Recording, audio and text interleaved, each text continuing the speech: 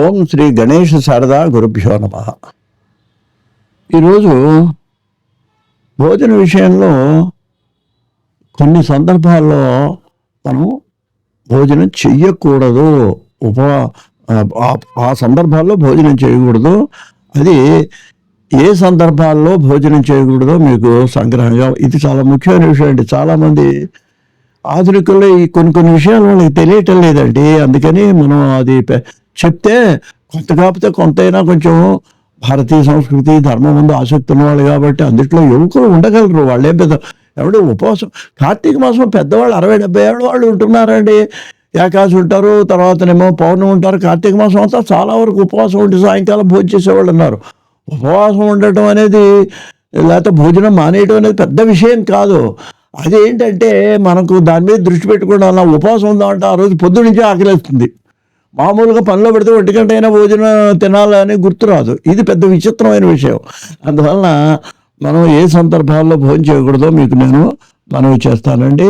మొట్టమొదటిది ఏంటంటే అయ్యా, గ్రహణ సందర్భాల్లోనండి.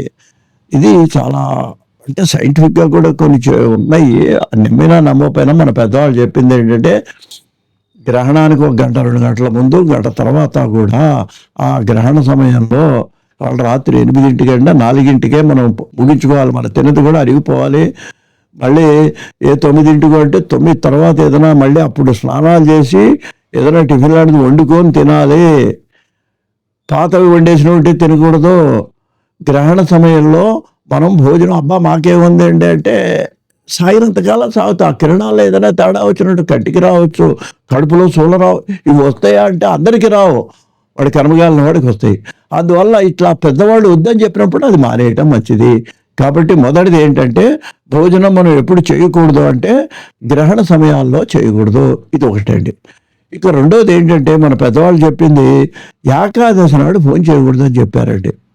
ఇంకా ఏం చెప్పారంటే శాస్త్రంలో ఏకాదశి నాడు భోజనం చేస్తేటంటే పాపాన్ని మాకు ఎలాగంటే క్యాలెండర్లో ఉన్నాయి కదండి, నెలకు 2 సార్లు ఏకాదశులు వస్తాయి. గాంధీ గారు కూడా ఉపవాసం ఒకటి, మౌనవ్రతం ఒకటి స్వాతంత్ర పోరాటంలో ఆయన కూడా చెప్పారండి. ఏంటంటే వారానికో 10 రోజులకో రోజు మౌనవ్రతం పెట్టుకోమన్నారు. ఎవరితో మాట్లాడాలంటే ఓ పలక మీదనే ఏదో రాసి దానివల్ల మనకు శరీరంలో శక్తి పెరుగుతుందండి. అలాగే ఉపవాసం వల్ల కూడా మనకి శక్తి పెరుగుతుందండి. అందువలన మనకేంటి పెద్దలు ఏం చెప్పారంటే ఏకాదశి నాడు నెలకు 2 ఏకాదశులు వస్తాయి కాబట్టి ఈ 2 ఏకాదశుల్లో కూడా నువ్వు భోజనం మానివేయాలి. అసలు పూర్తిగా మానేసి ద్వాదశి నాడు ఎవరన్నా అక్కడ మంచి మీ మిత్రుడిని ఎవరైనా పిలిచి భోజనం పెట్టి ద్వాదశి పారాయణను కూడా ద్వాదశి గడియల్లో చేయడం మరీ మంచిది. ఒకవేళ అంత పెద్దవాళ్ళు తినలేకపోతే ఆ రోజు ఉపవాసం ఉంటే ఆ రోజు సాయంకాలం అన్న భోజనం చేయడం అనేది ఉత్తమమైనటువంటి పద్ధతి. ఇది రెండోదండి భోజనం మానేయాల్సిన దాంట్లోనండి. ఏమంటే మూడోది ఏంటంటే ఎవరన్నా మరణించి వాళ్ళ యొక్క కళేబరం, వాళ్ళ శవం మన ఇంటి ఎదురుగుండానో మన ఇంటి పక్కనో అక్కడ ఎదురుగుండా ఉందనుకోండి, ఉన్నప్పుడు ఆ రోజున మనం భోజనం చేయకూడదండి. ఎందుకంటే పూర్వకాలంలో పల్లెటూళ్ళలో నుండి ఎవరైనా మరణిస్తే ఏదో ఆ రోజు రాత్రి అయినా సరే ఆ రోజు అందరూ ఉపవాసం ఉండే రాత్రి మొన్నాడు ఆ శవాన్ని అక్కడి నుంచి తీసి శ్మశానానికి తీసుకెళ్ళిన తర్వాత అందరూ కూడా కట్టుకుని వాళ్ళకి ఎంతో పల్లెటూళ్ళలో చాలా సహకారం అండి. ఇప్పటికి కూడా పట్టణాల్లో కూడా ఒక అపార్ట్మెంట్లో కానివ్వండి వాటిలో కానివ్వండి అందరూ సహకరించి అయ్యో పాపం అని వాళ్ళకి సహాయం చేసి వాళ్ళకి ఓదార్పుగా ఉండేవాళ్ళు చాలా చోట్ల ఉన్నారండి. అందుకని ఆ సమయాల్లో మనం వాడు అక్కడ శవంతో బాధపడి ఏడుస్తుంటే నువ్వు ఇంట్లో గబోబా వండుకొని ఏదో తినేయటం అనేది అది మంచి పద్ధతి కాదు. దానివల్ల అది పుణ్యము కాదు. అందువల్ల ఏం చెప్పారంటే శవం మన దగ్గరలో మన గుమ్మ ముందు కానీ లేకపోతే మన ఇంట్లో కానీ అది అక్కడి నుంచి తీసుకెళ్లే వరకు కూడా నువ్వు వంట చేయకూడదు, భోజనం చేయకూడదు. వాళ్ళు ఎలాగో ఏడుస్తుంటారు, భోజనం చేయరు.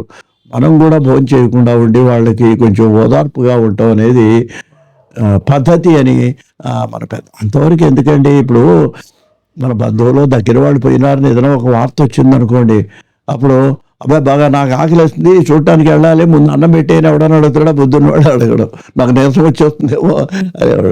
ఎందుకంటే అసలు మానసికమైన వేదన అండి. మానసికమైన వేదనలో ఉన్నప్పుడు అంటారు, అమ్మా నీ కళ్ళు తిరిగిపోతాయి బాబు, ఆ రోజు పోయి వెళ్ళాడు, మొన్నాడు సాయంకాలం కానీ తీసుకెళ్ళాలి. రోజంతా ఏడుస్తూ కూర్చుంటారు దగ్గర వాళ్ళైతే, ఆడపిల్లని మగపిల్లని. అంతేగాని నాకు ఆకలి అనే మాట అసలు వాళ్ళకి రాదండి. అందువలన అలా బంధువులు మరణించిన వార్త విన్నప్పుడు కానీ, మన ఇంటి ఎదురుగుండా మన పక్క వాళ్ళకి ఎవరైనా ఇరుగు పొరుగులో కనుక ఇట్లా మరణించినప్పుడు కానీ, ఇటువంటి సందర్భాల్లో కూడా మనం భోజనం చేయకూడదు. కాబట్టి 3 సందర్భాలండి. ఒకటి ఎప్పుడంటేనండి గ్రహణ సమయాల్లో, ఏకాదశి నాడు ప్రతి ఏకాదశి తినకూడదండి భోజనం. మూడవది శవము ఉన్నప్పుడు, లేకపోతే ఇటువంటి దుర్వార్తలు విన్నప్పుడు కానీ భోజనం చేయకూడదని మనకు పెద్దలు చెప్తున్నారు. కాబట్టి దీన్ని మనం కొంచెం మన వాళ్ళకి తెలవాలండి. తెలిస్తే ఆచరిస్తారు. ఇది పెద్ద భోజనం పూటం అనేయడం అనేది పెద్ద విషయం కాదండి. కానీ దీన్ని అర్థం చేసుకుంటే ఆచరిస్తారని మీకు మనవి చేస్తున్నాను. స్వస్తి.